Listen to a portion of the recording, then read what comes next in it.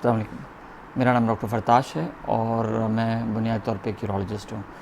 मैं college of physicians and surgeons का fellow हूँ और आज जिस मौजू पे मैं आपसे गुफ्तगू करने वाला हूँ वो है पेशाब की नाली का तंग हो जाना। मर्दों में पेशाब की नाली लंबी होती है और औरतों में पेशाब की नाली छोटी होती है।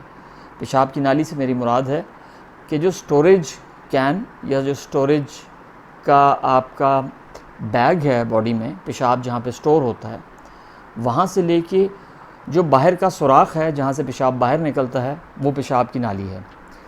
और वहाँ से जो ब्लैडर जिसको हम कहते हैं, जहाँ पे आपका पेशाब स्टोर होता है, यूरिनरी ब्लैडर, वहाँ से लेके और जहाँ से पेशाब बाहर आता है वहाँ पे एक पाइप है जो कुदरत ने रखी हुई है, जिसको उर्फ़ आम में हम यूरेथ्रा भी कहते हैं। तो ख़वातीन में ये पाइप जो है या ये जो यूरेथ्रा है ये बिल्कुल छोटे साइज़ का होता है और जो मर्दों में वो साइज़ है वो काफ़ी लंबा होता है। वो ख़वातीन में लिहाजा पेशाब की नाली की तंगी के इम्कानात निस्बतन कम हैं, लेकिन उनमें इन्फेक्शन के चांसेस ज़्यादा होते हैं। इसी वजह से मर्दों में क्योंकि पेशाब की नाली लंबी है तो उसमें तंगी के चांसेस निस्बतन बहुत ज़्यादा होते हैं एज़ कम्पेयर टू ख़वातीन। अब अगला सवाल ये आता है कि तंगी की वजूहात क्या हैं। पेशाब की नाली के तंग होने की बहुत सी वजूहात हैं, जिसमें समटाइम्स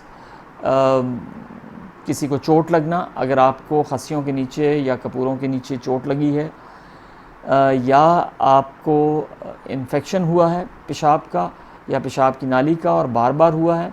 ख़ास तौर पे वो मर्द हज़रात जो सेक्स में बेरारवी करते हैं और बहुत सी ख़वातीन के पास जाते हैं और उनको बार बार यूरेथ्राइटिस हो, उनमें भी पेशाब की नाली तंग हो सकती है। इसी तरीके से अगर आपको कोई इंस्ट्रूमेंटेशन हुई हो, यानी अगर आपको पेशाब की नाली डाली हो या आपको कैमरा डाल के देखा गया हो और उसमें आपको इंजरी हो जाए, तो उसमें भी आपको पेशाब की नाली तंग हो सकती है। समटाइम्स ऑपरेशंस के दौरान भी आपकी पेशाब की नाली को चोट लग सकती है और वो तंग हो सकती है। कई दफ़ा पेशाब की नाली के तंग होने के कोई वजूहात नहीं होती और वो तंग होती है, जिसमें बहुत से सिम्टम्स पेशेंट सफ़र करता है।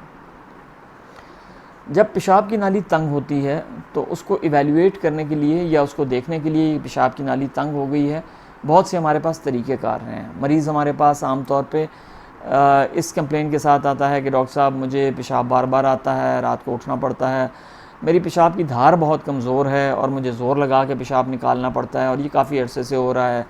और डॉक्टर साहब मुझे उन्होंने हो सकता है वो ये भी कहे कि पहले मुझे उन्होंने नलकी डाली थी और नलकी डालते हुए मुझे खून आना शुरू हो गया था।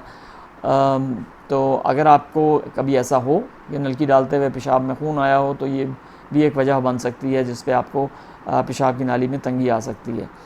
तो पेशाब की नाली में तंगी की जो अलामात हैं वो मैंने भी आपसे अर्ज़ की।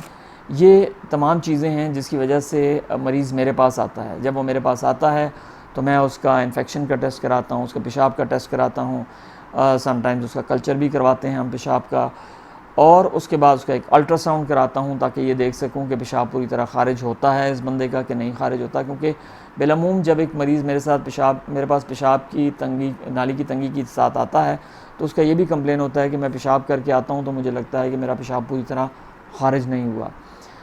तो हमें ऐसे मरीज़ों के साथ को अल्ट्रासाउंड भी रिकमेंड करना पड़ता है। उसके बाद हमारे पास एक टेस्ट होता है जिसको हम रेट्रोग्रेड यूरेथ्रोग्राम कहते हैं, जिसमें हम एक्सरे करते हैं और पेशेंट की पेशाब की नाली में डाई डालते हैं और वो हमें बताता है कि पेशाब की नाली कहाँ से तंग है। और उसके अलावा हम यूरोफ्लोमीट्री भी कर सकते हैं। यूरोफ्लोमीट्री ये होता है कि पेशाब की धार नापते हैं कि ये तेज़ जा रही है, ये हल्की जा रही है और पेशाब करने में कितनी देर लग रही है और पेशाब की निकलने में रुकावट है कि नहीं। तो यूरोफ्लोमीट्री से हमें बहुत से आइडियाज़ मिल जाते हैं कि मरीज़ जो है वो उसको पेशाब की नाली में कोई तंगी हो सकती है या नहीं। तो ये वो चंद एक टेस्ट हैं जो हम करवाते हैं और इवेंचुअली जब अगर आपकी पेशाब की नाली में तंगी साबित हो जाए तो फिर हम उसका ऑपरेशन करते हैं। उसका इलाज ऑपरेशन के अलावा कुछ नहीं है। अगर आपको इतनी तंगी है कि वो आपका गुजारा उससे दवाइयों से चल सके तो हम आम तौर पे आपको दवाइयाँ दे के, मैं अपने मरीज़ों को दवाइयाँ दे के कहता हूँ कि जब तक आप इससे बेहतर महसूस करते हैं करते रहें, उसके बाद हम देखेंगे, और अगर संगीन होगी पेशाब की नाली की तंगी, बहुत सीवियर होगी, तो उस पर मैं हमेशा रिकमेंड करता हूँ कि आप ऑपरेशन करवा लें तो बेहतर है। ऑपरेशन दो तरह के होते हैं, एक जिसमें हम कैमरा लेके जाते हैं और उसको लेज़र से या कोल्ड नाइफ जिसको कहते हैं उससे हम काटते हैं, और दूसरा ऑपरेशन ये होता है जिसमें हम खोल के मरीज़ को जहाँ तंगी वाला हिस्सा है वो काट देते हैं और बाकी जो पेशाब की नाली है उसको आपस में जोड़ देते हैं। एक को हम डायरेक्ट विजुअल इंटरनल यूरेथ्रोटमी कहते हैं, या उर्फ़ आम में ऑप्टिकल यूरेथ्रोटमी भी कहते हैं, और दूसरे को हम यूरेथ्रोप्लास्टी कहते हैं। सो ये दो किस्म के ऑपरेशंस हैं जो हम करते हैं, और इन ऑपरेशन की कॉम्प्लेक्सिटी या जो कामयाबी के इम्कानात हैं वो मरीज़ को इवैल्यूएट करने के बाद ही बताए जा सकते हैं। आपका बहुत बहुत शुक्रिया।